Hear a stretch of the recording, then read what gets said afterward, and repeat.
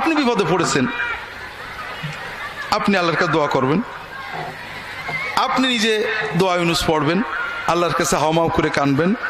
এটা হলো কোরআন এবং সুন্নাহর নির্দেশ।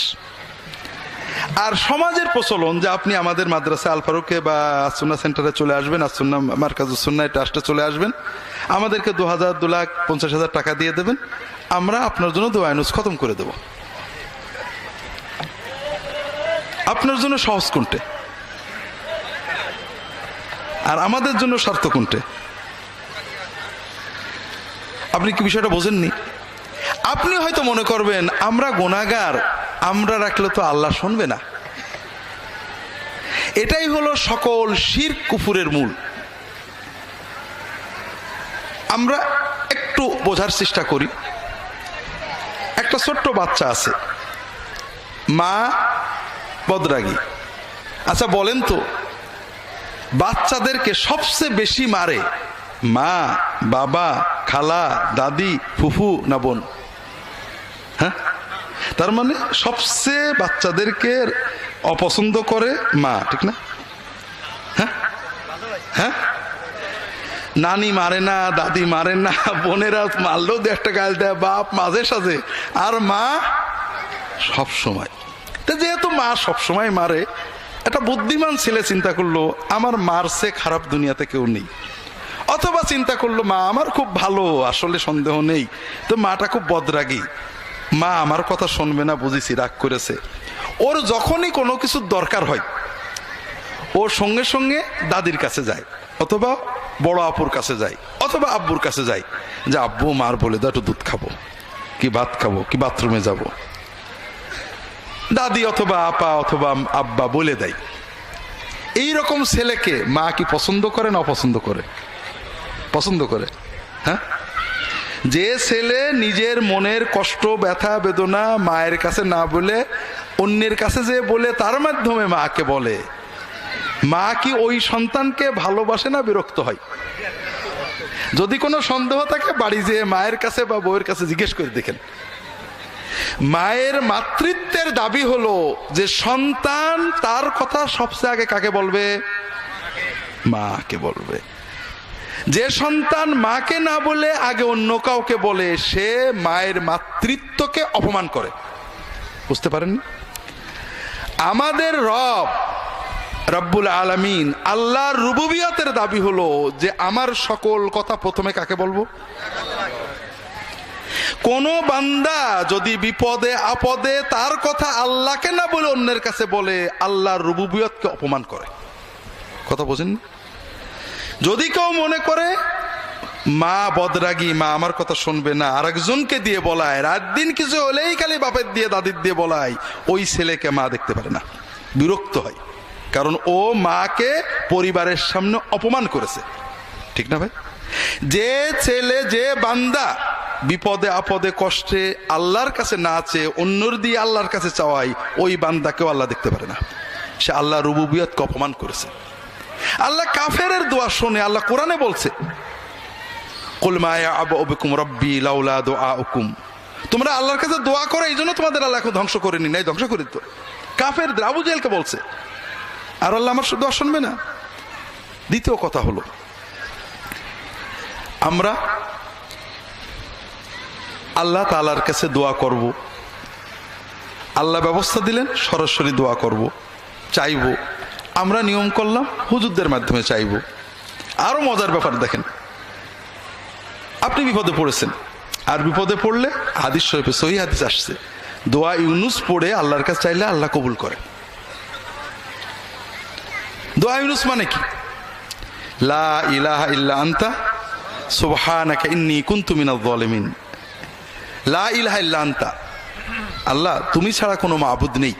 তার মানে বিপদে পড়ে ডাকার মতো, বিপদ থেকে তরানোর মতো, বিপদগ্রস্তকে রক্ষা করার মতো, বিপদগ্রস্তের ডাক শোনার মতো আল্লাহ তুমি ছাড়া কেউ নেই। ইন্নী কুনতু মিনাজ জালিমিন, আল্লাহ আমি অন্যায় করে ফেলেছি। এর অর্থ কি? যে আমাদের উপরে যে বিপদ আপদ গজব কষ্ট আসে আমাদের অন্যায়, ঠিক না? আর বান্দা যখন অন্যায় স্বীকার করে আল্লাহর কাছে কান্দে, আল্লাহ মাফ করে দেয়। এটাই তো কথা। এই জন্য রাসূলুল্লাহ সাল্লাল্লাহু আলাইহি ওয়াসাল্লাম বলছেন, যদি কোনো বান্দা বান্দি যে কোনো বিপদে দোয়া ইউনুস পড়ে আল্লাহর কাছে দোয়া করে, আল্লাহর সঙ্গে সঙ্গে তার দোয়া কবুল করে নেয়। এটা হলো আল্লাহ এবং তার রাসূল সাল্লাল্লাহু আলাইহি ওয়াসাল্লামের শিক্ষা। আমরা কি শিক্ষা দিই আপনাদের? দোয়া ইউনুস শুধু পড়লে হবে না, খতম করতে হবে। খতমটা কিন্তু আমাদের বানানো, কোরআনেও নেই, হাদিসে নেই। কোরআন বেশি বেশি পড়ো, সাধ্যমতো পড়ো, সাধ্যমতো পড়ো আর কাঁদো। আপনি যদি মনের আবেগে 100 বার, 50 বার, 2 বার, 10 বার পড়ো, আল্লাহর কাছে হতে পারে। আর খতম মানে 1 লক্ষ, 1.25 লক্ষ শুনলে আপনার চোখ এখান থেকে এখানে উঠে পড়ে। অত পড়বো কি করে? সিস্টেমটা আমরা বানাইছি কি জন্য? যেন আপনি আগেই বোঝেন যে একা সম্ভব না। গুড।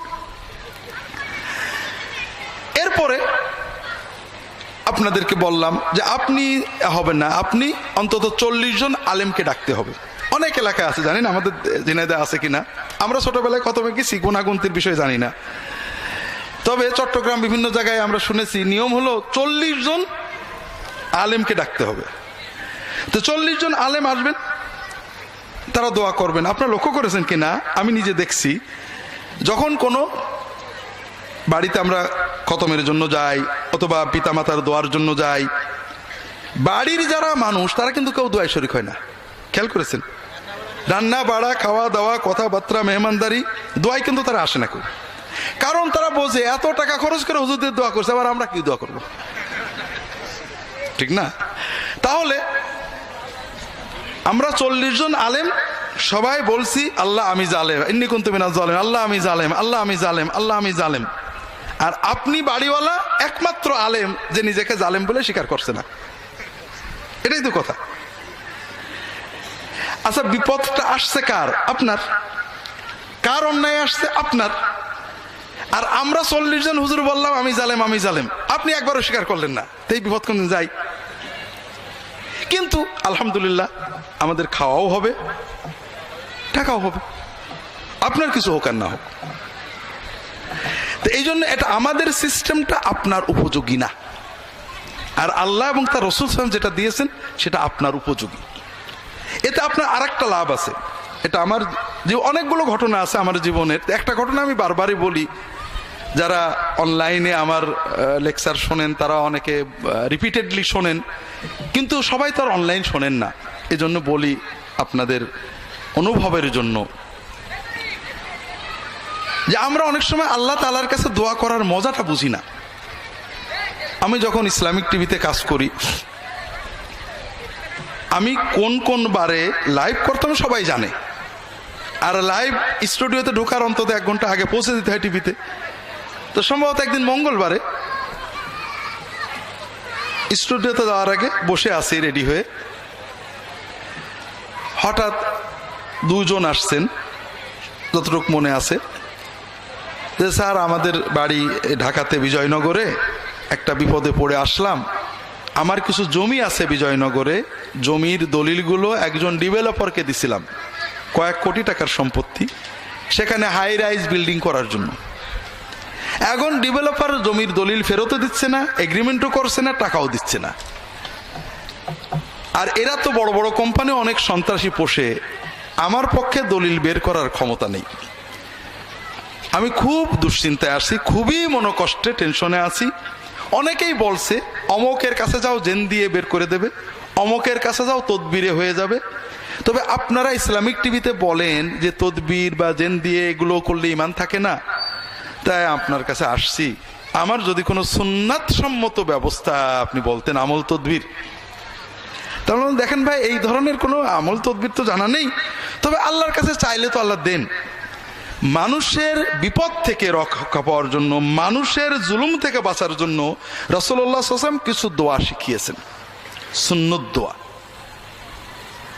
তো আপনি আমার রাহে বিলায়াত বইটা দিলাম, যে আপনি এই দোয়াগুলো দাগ দিয়ে দিলাম, এই দোয়াগুলো মুখস্থ করে অর্থসহ, সবচেয়ে ভালো হয় তাহাজ্জুদে পড়বেন, নামাজে সেজদায় যে আল্লাহর কাছে যতটুকু মনের আবেগ চোখের পানিতে চাইতে থাকবেন, বারবার পড়বেন, দোয়া মাসুরাই পড়বেন, নামাজ শেষ করে আল্লাহর কাছে কেঁদে কেঁদে বলবেন, এগুলো বলতে থাকেন, হয়তো আল্লাহ দিয়ে দিতে পারে।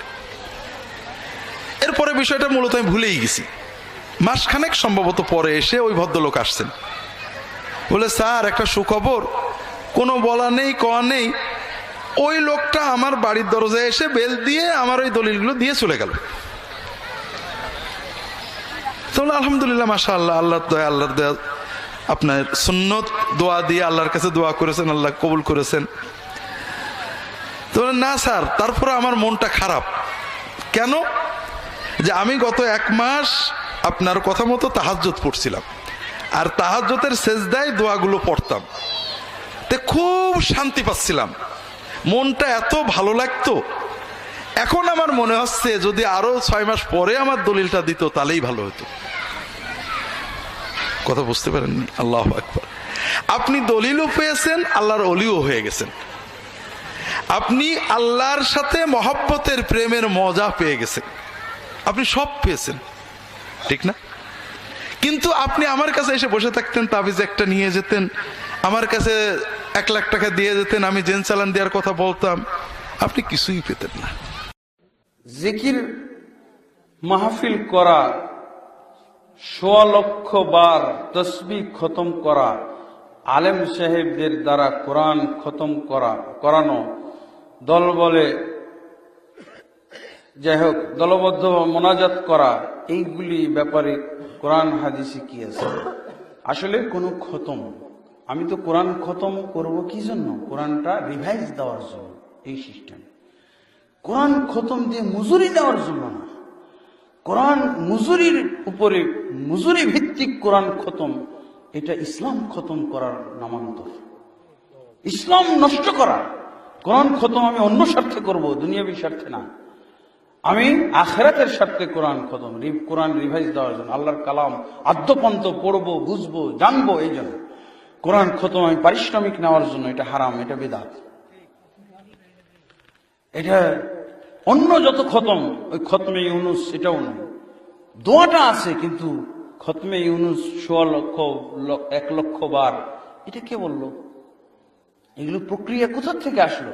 আল্লাহ রসুল কখন লা ইলাহা ইল্লা আনতা সুবহানাকা ইন্নী কুনতু মিনাজ জালিমিন সাহাবায়ে কেরামকে নিয়ে কোন বাড়িতে পড়েছেন? মসজিদে নববীতে একবার পড়েছেন। আল্লাহ রসুল যা করেছেন করা সুন্নত, যা করেননি তা বর্জন করা সুন্নত। যা করেছেন এটা কোরআনের আয়াত, এটা আমি একাকী বালা মুসিবতের সময় পড়তে পারি। ইউনুস আলাইহিস সালাম একাকী পড়েছিলেন মাছের পেটে, তার পক্ষে কেউ পড়ে নাই, কোনো হুজুর পড়ে নাই, কোনো উম্মতের ভক্তরা পড়ে নাই, ইউনুস নবীর সাহাবীরা পড়ে নাই, উনি একাকী পড়েছিলেন। এইভাবে যার মুসিবত সে পড়বে, অথবা সে দোয়া চাইবে মুসলমানের। কিন্তু এই দলবদ্ধভাবে এভাবে খতম পড়া, আমাদের সমাজে কত খতম আছে, খতমে খাজেগান, খতমে ইউনুস, আর খতমে কি শেফা, খতমে, হ্যাঁ, অনেক অনেক জিনিস আছে। এগুলো আসলে আমরা পাই না, এগুলো সম্পর্কে আমরা অজ্ঞ, বুঝেছেন? এইসব খতম টতম এগুলো আমরা জানি না। খতম পড়া আমি বাস্তব ভিত্তিক, কোরআন আমি রিভাইজ দেওয়ার জন্য পড়ব। আর জানবেন, কোরআন খতমের সওয়াব 5 জন লোক পায়। যিনি পড়ে উনি পায়, যিনি শোনে উনি পায়, আর যিনি শিখিয়েছেন উনি পায়, আর পিতামাতা পায়। কয়জন হলো? 5 জন। আর একজন পায়, উনি নবী মুহাম্মদ রাসূলুল্লাহ সাল্লাল্লাহু আলাইহি ওয়াসাল্লাম, অটোমেটিকলি এগুলো পায়। তাহলে আমি কোরআন কার জন্য পড়ব? আমরা পিতামাতার জন্য কোরআন পড়তে হুজুর নিয়ে আসি, কিন্তু আমি নিজেই শুনি না। 5 জনের 1 জন না, যে দাওয়াত খাওয়ায়, কোরআন খতম পড়ায় 5-6 জনের 1 জন না। ফালতু খরচ, অনর্থক কাম। ও না পড়লো, না শুনলো, না ও পিতামাতা এদের। তাহলে এভাবে আমাদের অযথা হয়ে বেকার হচ্ছে পরিশ্রমগুলো, না জানার কারণে, জ্ঞান না